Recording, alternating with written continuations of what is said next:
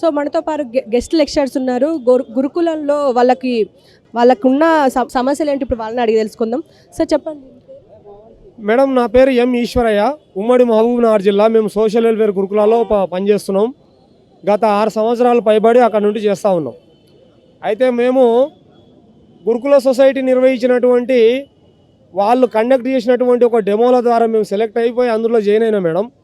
Join అయిన తర్వాత మాకు కేవలం అక్కడ మాకు శాలరీస్ మాత్రము ఇక్కడ మైనార్టీ గురుకుల, బీసీ వెల్ఫేర్ గురుకుల, సోషల్ వెల్ఫేరు, ట్రైబల్ వెల్ఫేర్ అని ఉన్నాయి. కానీ ఒక్కొక్క గురుకులాల్లో గెస్ట్ ఫ్యాకల్టీ, గెస్ట్ టీచర్స్కు, గెస్ట్ జేఎల్స్కు, హౌస్ హెల్త్ సూపర్వైజర్కు, ఐసీటీకు డిఫరెంట్ శాలరీస్ ఉన్నాయి. కానీ మేము అందరం చేసేదంతా ఒకటే వరకు రెగ్యులర్తో పాటు సమానంగా పనులు చేస్తాం. నైట్ డ్యూటీసు, హాలిడే డ్యూటీసు, తర్వాత నైట్ స్టేలు. బాయ్స్ అయినా గర్ల్స్ అయినా, బాయ్స్ స్కూల్లో ఉంటేనే బాయ్స్ నైట్ స్టేజ్ ఉంటారు, గర్ల్స్ స్కూల్ అయితే గర్ల్స్ నైట్ స్టేలే చూస్తారు, హౌస్ మాస్టర్లు చేస్తారు. ఇవి ఎలా చేస్తామండి. చేస్తే మైనార్టీ గురుకులాల్లో వచ్చేసి జేఎల్స్కి వచ్చేసి 37,000 ఇస్తారు, పీజీటీకి 31,000 ఇస్తారు, టీజీటీకి 25,000 ఇస్తారు. బీసీ గురుకులాల్లో వచ్చేసి 27,000 జేఎల్స్కి ఇస్తే పీజీటీకి 25 ఇస్తారు, టీజీటీకి 24 ఇస్తారు. మరి ఇక్కడ వచ్చిన దరిద్రం ఏముందంటే సోషల్ వెల్ఫేర్ గురుకుల అంటే ఎస్సీ గురుకుల, సాంఘిక సంక్షేమ గురుకుల శాఖ, ట్రైబల్ వెల్ఫేర్ అంటే గిరిజన గురుకుల. మాకు జేఎల్స్కి వచ్చేసి 23,400, టీజీటీ పీజీటీకి వచ్చేసి 18,000. ఇది కూడా జేఎల్స్కు ఎప్పటి వరకు ఎగ్జామ్స్ అయిపోయినాక మళ్ళీ ఇంటికి పంపుతారు, మళ్ళీ ఉంచారు మమ్మల్ని. మాకు 12 months శాలరీ ఇయర్. మళ్ళీ మేము సక్సీడ్ ఎగ్జాములు, యూనిట్ టెస్టులు, హాఫ్ ఇయర్లీ, క్వార్టర్లీ, తర్వాత గ్రాండ్ టెస్టులు, pre final exams, correction, lab అన్నీ చేస్తాం. మళ్ళీ ప్రాక్టికల్ ఎగ్జామ్ అన్నీ చేపించి ప్రాక్టికల్ ఎక్స్టర్నల్ పంపాలంటే రెగ్యులర్ వాళ్ళకి ఇస్తారు, మాకు గెస్ట్ లెక్చర్స్కి ఇయ్యరు. స్పాట్ వాల్యుయేషన్కు మాకు ఆర్డర్స్ ఇయ్యరు. మేమే పోయి కాలేజీ నెంబర్ పెట్టి అడుక్కొని బతిమాలుకొని తీయాలి. ఇది ఎంత అన్యాయం, ఎంత దరిద్రం అండి, ఎంత దౌర్జన్యం ఇది. మేము ఇంతసారి గవర్నమెంట్కి ఎన్నోసార్లు కూడా మంత్రులకు, ఎమ్మెల్యేలకు చెప్పినాం, మేము సాల్వ్ చేస్తాం చెప్తామన్నారు. కానీ అట్లే ఏమనంటే ఆర్సీఓలు, ప్రిన్సిపాల్ మా వీళ్ళ బెదిరిస్తాం. మీరు గెస్ట్ లెక్చర్స్, గెస్ట్ టీచర్లు మీరే కదా, మీరు ఏం చేసినా మీ జాబులు తుమ్మితే ఊడిపోతాయి, దగ్గుతే ఊడిపోతాయి అని మమ్మల్ని బెదిరిస్తాయి. ఈ నానా రకాలుగా సఫరింగ్ చేస్తారు మమ్మల్ని. కాబట్టి ఒకటే పని చేసినప్పుడు మాకు ఇన్ని గురుకులాల్లో అతి తక్కువ శాలరీ ఇచ్చేది సోషల్ వెల్ఫేర్, ట్రైబల్ వెల్ఫేర్స్ అండి. కాబట్టి మేము కోరుతున్నాం, ఎలక్షన్ ముందు కూడా గవర్నమెంట్కు మేము ఎవరిని, శ్రీధర్ బాబు గారిని, తర్వాత మధుయాష్కి గారిని, మల్లు రవి గారిని మేము కలిసినాం. మేము మేనిఫెస్టోలో పెడతాం తమ్ముడు, మేము ఇది మేనిఫెస్టోలో పెట్టి మీకు 12 months శాలరీ ఇచ్చి, మినిమం టైం స్కేల్ ఇచ్చి, జాబ్ సెక్యూరిటీ ఇస్తామని చెప్పినారు. ఇప్పుడు కూడా మేము ప్రగతి భవన్కి వచ్చి ప్రజాపాలనలో ఇప్పుడు ఇచ్చేసినాం. మాకు మినిమం టైం స్కేల్ ఇచ్చి 12 months శాలరీ ఇచ్చి ఉద్యోగ భద్రత ఇవ్వాలని చెప్పేసి మేము మీడియా ద్వారా మిమ్మల్ని కోరుతా ఉన్నాం. మేము ఆల్రెడీ ఇంతవరకు కూడా కలిసినాం. మరి గౌరవ ముఖ్యమంత్రులు, కొత్తగా ఫామ్ అయినటువంటి మన కొత్త గవర్నమెంట్, మన సీఎం గారికి కూడా మీ ద్వారా మేము విన్నవించుకుంటున్నాం. సార్ కూడా మేము చెప్పినాం, ఇంతవరకు కూడా మా మిత్రులు కలిసినారు. మీ విషయం నాకు బాగా జ్ఞాపకం ఉంది, మాకు ఐడియా ఉంది, మీకు అన్నీ ఇస్తామన్నాం. కాబట్టి మనకు ముఖ్యమంత్రి రేవంత్ అన్న గారు కూడా మాకు న్యాయం చేస్తారని మీ మీడియా ద్వారా మేము కోరుకుంటున్నాం. మాకు జాబ్ సెక్యూరిటీ ఇవ్వాలి, 12 months శాలరీ ఇవ్వాలి, మినిమం టైం స్కేల్ ఇవ్వాలి, ఉద్యోగ భద్రత ఇవ్వాలి, అన్నీ కూడా ఇవ్వాలి. తర్వాత ఈ విధంగా మా డిమాండ్లు అమలు చేయాలని మేము మీ మీడియా ద్వారా మేము కోరుకుంటున్నాం. తర్వాత దాంతోపాటు మాకు జైల్స్కు ఉన్నటువంటి ల్యాబ్ ఎక్స్టర్నల్ పంపాలి, రెగ్యులర్ వాళ్ళకే ఇస్తారు, ల్యాబ్ ఎక్స్టర్నల్ పంపాలి, పేపర్ వాల్యుయేషన్ మాకు ఆర్డర్స్ ఇవ్వాలి. తర్వాత అక్కడికి వచ్చేసి గురుకులాల్లో హిందీ పండితు ఉంటే సెకండ్ పోస్టు 312 కింద పెట్టినరు. 312 కింద కాకుండా 311కి పెట్టి అందరికి సమానంగా ఇచ్చి, ఆ హిందీ సెకండ్ పోస్టు కూడా 311 కింద చేర్చి దాన్ని కూడా అందరికి సమానంగా జీతాలు ఇవ్వాలని మా డిమాండ్ మేడం. ఇది మేము కోరుకుంటున్నాము. దీని ద్వారా మీరు ప్రభుత్వానికి పంపాల్సిందే కోరుతుంది. ఇంకా మా మేడం వాళ్ళు కూడా మాట్లాడుతారు. చెప్పండి, మీకు న్యాయం జరుగుతుంది అనుకుంటున్నారా?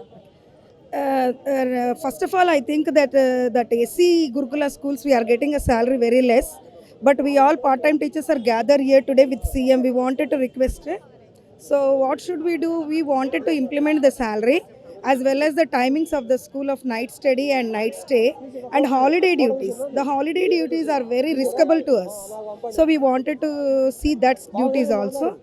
And salary, 18,000 we cannot divide into months. That also salary dates are very far. Even now we did not get the salaries even.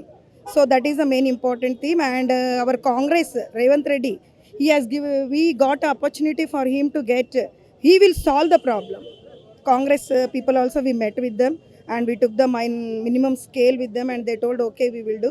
And one thing I remember, the part time is not a good word. We want to get a contract, and whenever we joined in this Gurukula, we wanted to be safe in this job.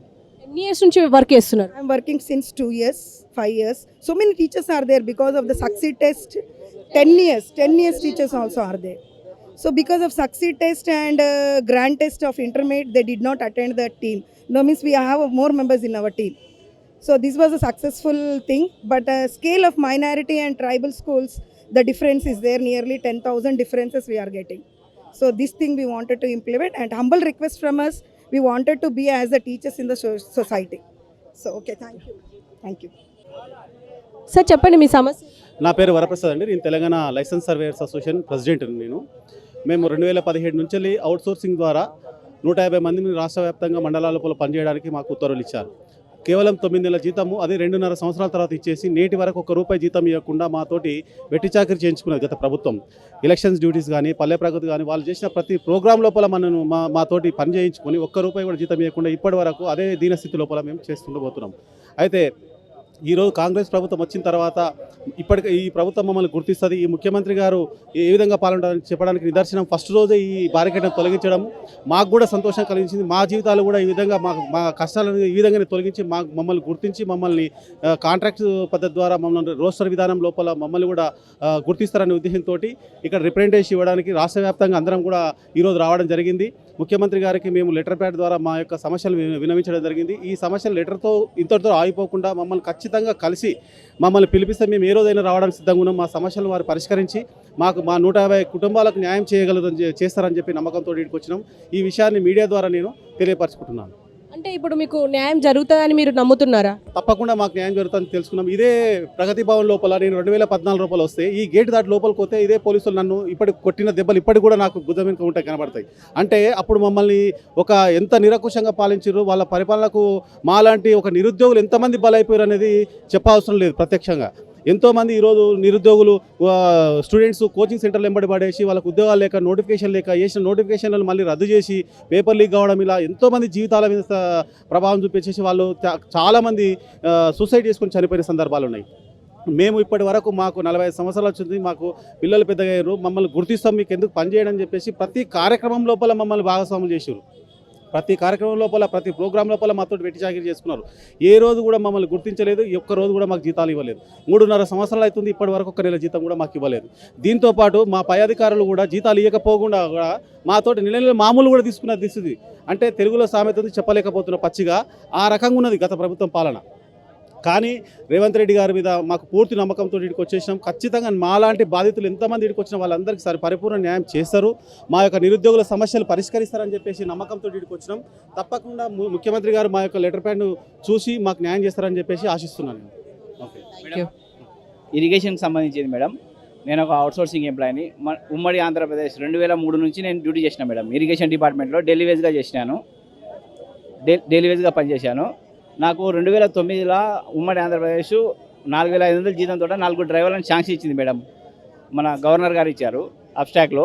నేను అప్పటి నుంచి duty continuation చేశాను madam. నాది మళ్ళీ 2021లో మాకు reorganisation అయింది madam. Irrigation reorganisation అయింది.